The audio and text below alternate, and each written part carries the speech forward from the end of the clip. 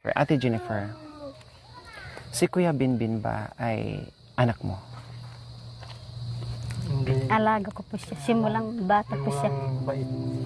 Bagong bait. Binigay po sa akin kasi po hindi ako nabuntis. 3 taon. Kasi nakakaawa naman yung bata. Nakakaawa po siya. Pinasa-pasa.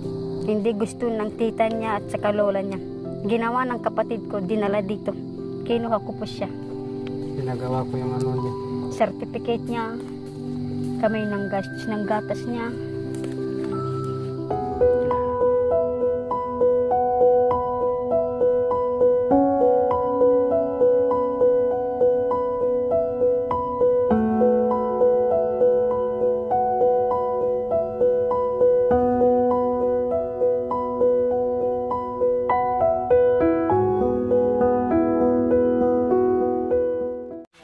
Sa si Kuya Jomar?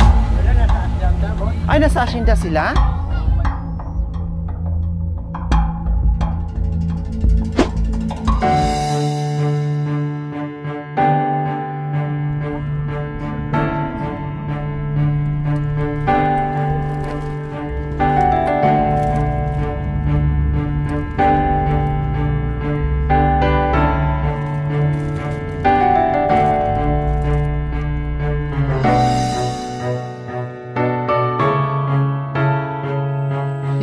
Magandang hapon po sa ating lahat mga kabayan. O iba na naman ang nakita nyo ngayon.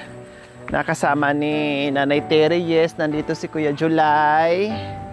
Ayan, and Nanay Terry. Kasi alam naman natin mga kabayan, no, na si Nanay Terry ay laging dasal, no, laging nasa dasal niya na sana magkakaisa at magkakasama ang kanyang mga anak. Hindi na daw bali yung asawa mga kabayan. Basta daw yung mga anak daw ay maipon niya. Pero syempre kasama si Tatay Romy. Mas magiging masaya lalo ang pamilya kapag kumpleto. Unless lang kung namatay na yung isa, o talagang wala kang magagawa, matatanggap mo yun. Buhay pa naman, no? Kaya sabi ng mga anak, sana magbalikan sila ni Nanay Terry and Tatay Romy. So, bahala silang dalawa ni Tatay Romy and Nanay Terry. Di ba po, Nanay Terry? Pero sabi mo naman na mahal mo pa si Tatay Romy at gusto mo rin magbalikan kayo, no? Kasi sabi mo nga kanina, palaban din kayo sa bungkalan. Palaban din kayo sa araruhan. Wala namang problema, ne? Kaya ang oras, ang tamang panahon lang talaga ang makakapagsabi kung talagang magbalikan po sila. Ngayon po ay lahat, halos lagi na nakikita ni Nanay Terry yung mga anak niya, no? Kasi siyempre yung kahilingan niya na gustong mamasyal, punta doon, punta dito, no problem, basta kaya natin. No, kaya hayaan muna natin si Nanay Terry na ini-enjoy muna niya yung mga anak niya. Siyempre, ilang taon nawalay, buhat nung maliliit. So, hayaan muna natin na lagi natin kasama si Nanay Terry, no? At si Tatay Ronnie, mga kabayan. Kasi ito yung banding nila na ilang dekada na nawalay sa isa't isa. Na ngayon lang nabuo muli. So, ngayon, sa dami na po naming anak na nakabanding po mga kabayan, bukod tangi, nag-iisang bunsong anak na lang po ang hindi pa nakita ni Nanay Terry. Buhat nung pinanganak, no, na may pusod pa, ay ito na po yung aming pupuntahan. So handa na po ba kayo, Nanay Terry, na makikita nyo po yung bunsong anak nyo? No, nakiusap din si Kuya Jolie na gusto niyong sumama at makita din. Kasi gustong-gusto rin makita ni Kuya Jolie. Kuya July, bakit gustong-gusto mong makita si bunsong kapatid mo? Kasi po namin, natagal na din pa naman, hindi ko siya nakikita hanggang lumaki. So, ibig sabihin, ngayon mo siya masilayan ulit na ganyan sa kalaki? 12 years old na siya, 12 anyos na. Malaki, mataba. Ngayon ko lang po makikita kung baka kung magkasalubong man kami, hindi ko na Tama kayo Kuya July, no? Kung magkasalubong man sila saan diyan sa palengke, diyan sa bayan o sa kabundukan, siguro hindi pa sila magpapansinan kasi siyempre hindi sila magkakilala. 'Di ba? Pero ngayon ay makakausap at makikita na ni Kuya July yung kanyang bunsong kapatid po, mga kabayan. O di ba kanina napaiyak si Kuya July, mga kabayan, naging emosyonal. Siyempre nangungulila siya. Nangungulila siya sa yung bang pamilya na sama-sama, no? Sila kasi, mga kabayan, ay talagang buhat noon ay nagkahiwalay-hiwalay, nagkadawatak-watak. So, yun ang hinahanap ni Kuya July na kahit papaano makita niya unti-unti lahat ng mga kapatid niya. So, si Kuya July, ang hindi na rin niya nakita, no? Ang hindi pa niya nakita, itong bunso din. Ganon din si Nanay Terry. Kasi yung ibang mga kapatid ay nakita na yung bunso, no? Pati si Nanay Terry nakita na rin niya. Si Bia, hindi pa nakita itong bunso din, pero magkikita sila. Si Bia kasi may pasok, mga kabayan. Busy. Magkikita sila, di ba, sa reunion po, mga kabayan. Doon po sila magkita lahat. Si Nanay, ini-enjoy lang niya, no? Masaya, sabi niya. Gusto ko lang pasyal doon, pasyal dito sa mga anak ko kasi masaya para hindi makapag-isip ng problema. Tama nga naman. Para walang problema, Nanay Terry. Bakit kung sa bahay ka? Ano bang problema iniisip mo, Nanay Terry? Kapag nasa bahay. Oh. Ang iniisip ko palagi kapag nasa bahay, tabako. Wala ka tabako. Bakit naman? Naubos Pati pa na. naman yung pinoproblema mo yung tabako. Wala na yung tabako ko. Wala. Naubos na yung tabako ko. Pero kung may tabako ka, Kung may tabako ako yun, matulog ako. Masarap ako matulog. ay pinatag pala to, kuya, no? Ibig sabihin ay tabako lang talaga at kape ang nagpapamurit sa'yo. Pero pag wala nang ibang iniisip. Kapag wala ng kape, tsaka wala ng tabako, yun. Wala na, mababaliw na ako. Makanyan ka pala, ne. Kailangan lagi sungal-ngal yan ng tabako yung bibig mo. Natural. Itinuro kasi ako na magtabako. Dati hindi ako nagtatabako. Sino nagturo sa'yo magtabako? Nung wala pa akong siraipin, hindi ako nagtatabako. Sino nagturo sa iyo?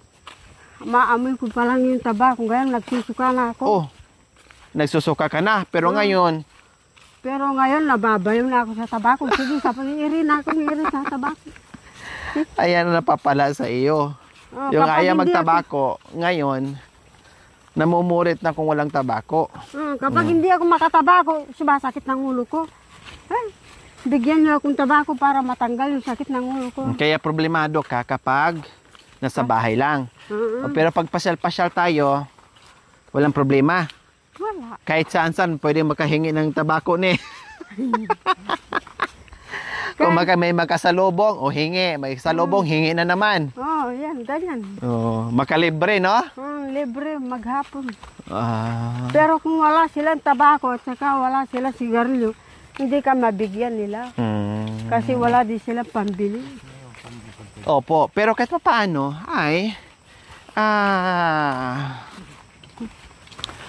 makahingi ka. Nanay Terry, may tanong ko lang. Yung bunsong anak mo, saan mo pinanganak yan? Sino? Yung bunsong anak mo na pupuntahan natin ngayon, na si Waka. Pinanganak ko sa daan yan. Sa daan. Sa daan? Malakas yung ulan. Saan? Saan daan? Doon sa nakita natin kay Tatay Romino. Doon mo siya pinanganak. O tapos? Alam mo yung kubo. Yan, doon ko isinilang. Tapos pinakuha ko na lang ng damit si Tatay Robin. Bakit doon mo siya naisilang? Bakit di ka sa bahay? Kukuha kami kasi bigas at saka tabako. Naglalakad po kayo? Nangungutang ako dyan sa baryo. Tapos nadatnan ka na lang, naabutan ka sa panganak mo sa daan, ganon? Oo. Bakit napunta doon sa nag-alaga ngayon? Kasi yan, siya ang ilot. Ha? Siya ang ilot. Siya ang naghilot? Siya ang nagpaanak sa'yo? O tapos binigay mo na, ganon? Dahil masakit ang nararamdaman. Iba ang naramdaman mo? Para kang nabinat, ganon? Ganon nga. Nabinat nga, hindi nga parang, no? Nabinat talaga. Kaya pala, hindi mo na siya hinanap din. Hindi mo na hinanap. Hindi. Buhat nung naibigay mo, hindi mo na hinanap. So, ayun po mga kabayan. Tama nga, no, na nakuha nila si Bimbim ay may pusod pa daw, Nay. Tama po ba? Kasi bagong silang daw yun. O tama nga. Kasi ang sabi ni Nanay, doon nanganak sa daan, nadatnan. Doon niya pinanganak sa daan. Tama nga yung sinabi din ng nag-alaga. So ngayon, makikita na po talaga niya. Anong pakiramdam niyo po ngayon, Nanay Terry, na naglalakad tayo ngayon papunta doon sa taong nag-alaga sa anak niyo? Anong naramdaman niyo po ngayon? Anong naiisip niyo? Naisip ko naman ang pagbalik natin sa bahay, masakit na naman yung pako. Yun parang sasakit na naman ang pito at kapadis niya. Malapit lang to, Nay. Kaysa doon sa nilakad natin kay Kuya July. Mas malayo yun sa kanya. Ito nandyan lang sa unahan, yun na yun. Naayos na pala dito mga kabayan. Dati kasi ang lalaki ng lubak-lubak. No? Naayos na pala, hindi namin alam. Kaya wala na, nandito na kami. Kundi tinuloy-tuloy na po namin. Dito tayo sa may bakahan. Ayan, sa unahan. Diyan? Opo, di ba may malaking bakante dyan na may bakahan. O sa unahan yan. Diyan na tayo. Diyan nakatira si Binbin. Alam mo ba si Binbin ngayon? 12 anyos na. At Nanay Terry, 12 anyos na si Kuya Bimbim. And then, gwapong bata. Tapos, malaki. Mataba. Magaling yung nag-alaga. O, yan yung sinabi mo may bakahan. Ayan, no? Yan nga. Ha? Diyan, kasi, diyan sinusoba yung mga baka.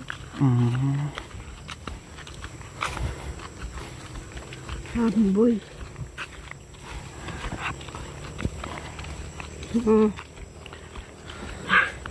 Ayan, mga baka, dami. Nangahabol yan. Oo, nangahabol yan. Kaya ihanda mo yung ano mo, ha? Pag hinabol tayo, kailangan takbo tayo agad, ha? Ayan na. Ayun na yung nakaabang sa ating isa. Bantay, ha? Asan? Ayun, no? Aray, buntis pa mo yan. Hindi, bagong panganak talaga. Matapang pa naman pag bagong panganak. Wapin. No? Kapag bagong panganak, akala niya kukunin mo yung anak niya. Tama, habulin ka talaga. Talagang nabulin ka talaga. Kami nga sinuwag. Saan? Diyan lang, oh. Ay, sabi ko, si tita, si Kuya Paner. Tumakbo siya. Kilala mo si Kuya Paner? Oo. Asawa ni Miling? Oo. Ay, kilala mo? Oo, pisa namin buo yun. Ha? Nandoon kanina? Matanda na kasi kaya hindi ko kilala. Oh, pinsan mo pala si Kuya, Pinsan mo pala si Kuya Paner? Saan bahay nila? Hindi ko alam dyan dahil matagal na akong wala dyan. Oh, dating dyan, oh. Saan? Ayan, dyan, ayan. Dyan? Opo. Dyan ang bahay niya. Tapos nalipat na sila sa housing din. Nalipat na sila sa housing. Saan may housing sila dyan. Dyan? Opo. May housing din dyan? Meron. Katulad sa inyo. Dyan po, Nay. Terry, sa likod na yan. Sa kawayan na yan. Dyan po nakatira si Kuya Bimbim. Makikita nyo na 12 anyos na si Bimbim. At 12 anyos na rin na hindi kayo nagkita. No? Mula nung iniluwal nyo, kabit-kabit pa o may pusod pa si Binbin, nawalay na sa inyo at hindi nyo na nakita. At muli, makikita mo ngayon sa panahon, sa oras, sa araw na ito. Handa na ba kayo? Hinahanda nyo na ba ang sarili nyo, Nanay Terry, sa muling pagkikita ng isang magulang at anak na nawalay sa inyo? Handa na po ba kayo? Kanina, soktong eh. Ha? Kay soktong yan. Handa na po ba kayo? Nang ano. Na makita natin. Ang nagbabalita, Noli Di Castro. Ikaw nga magbalita. So ayan po mga kababayan, sa wakas ay makakarating na rin po kami. Kuya July, may ano dito ha? Makakarating na rin po kami sa nag-alaga o nagpalaki ni Kuya Bimbim. At ito na nga po si Nanay Terry ay handa na rin siyang makita si Kuya Bimbim.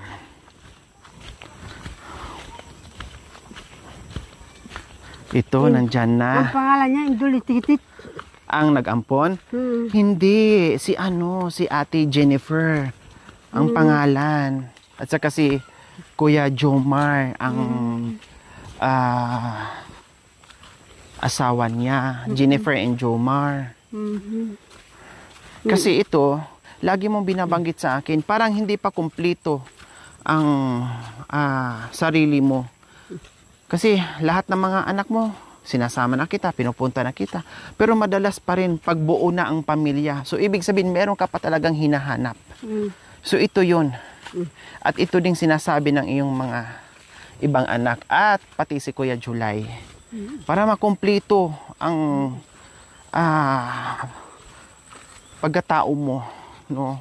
Kasi galing na nga sa bibig mo na hindi pa kumpleto, mayroon ka pang hinahanap-hanap na mabuo. O ito na yun. Makikita na natin yung bunsong anak mo. Kausapin mo ha.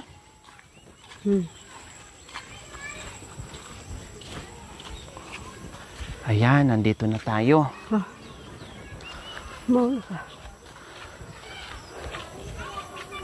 Kuya July, halika. So dito yung ano nila Kuya July, tirahan ni Kuya Bimbim. Ayan. Halika kayo. Dito tayo. Halika kayo, halika kayo.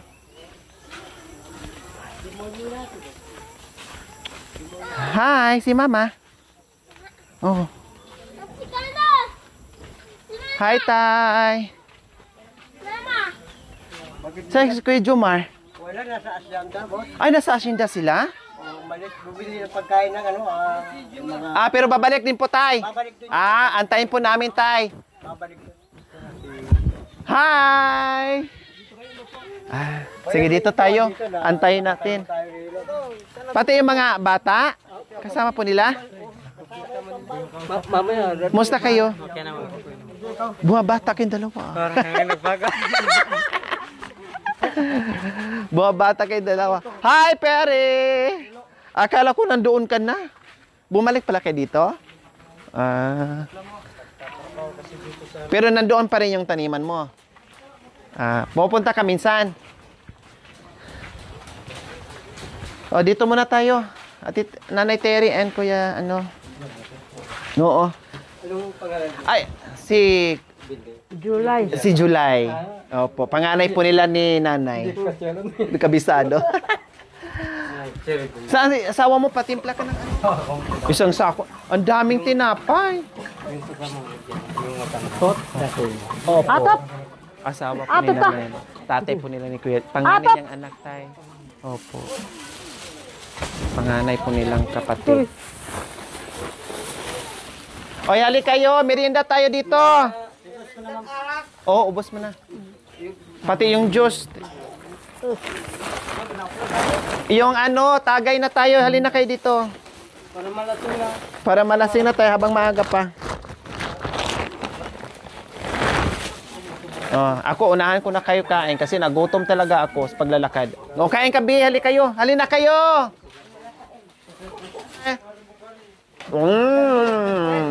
Balikan kita sa December na. Mga inada ko mga kabayan, ang dami na talaga. Pumamagatos. Totoo. Kumain na ako, nagutom ako. Hali kayo! Tinapay!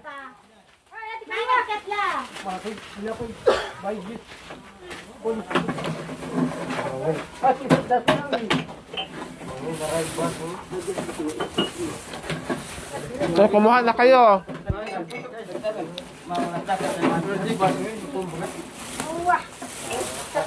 Mari. Pare, dito. Mawala ta, katawawan mo eh. Hali po kayo. Hindi mahiya. Huwag mahiya. Panamarang niya. Saka mahiya kapag tapos na. Bago ka mahiya. Tapos na. Baman. Habang di pa kumain, huwag mo na mahiya. Kuha po kayo. Pinunahan ko na kayo. Man. Ano to?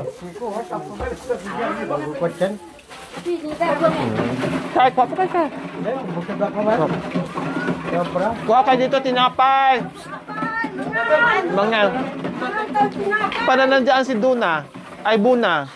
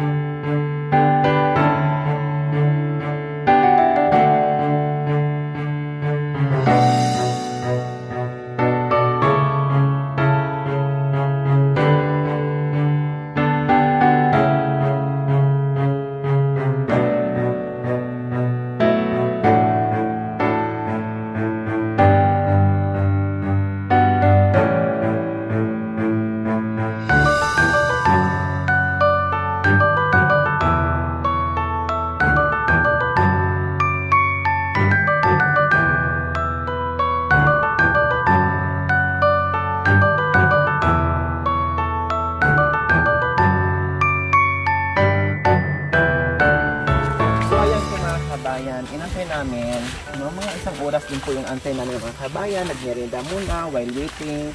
Pero hindi pa namin alam kung anong oras uuwi, no? Kasi buong pamilya ay nasa labas, no? May pinuntahan po mga kabayan. So ang tanong, uuwi ba ngayon or bukas or sa sunod bukas pa, no? Hindi natin alam, nanguhula tayo. At ako excited na talaga ako mga kabayan na magkita sila, no?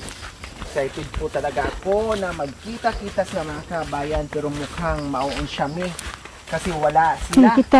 Magkakasama lahat sila mga kabayan, pati yung kambal, dalawang anak, no, mag-asawa, magkakasama po mga kabayan. Kaya hindi ko alam, sana masalubong namin or uuwi ngayon. Para kahit papaano po mga kabayan ay magkita bago man lang didilim at gagabi, na magkita pa sila habang maliwanag pa po mga kabayan, para makita nila ang isa't isa po mga kabayan. Thank you for watching. Don't forget to like, share, and subscribe.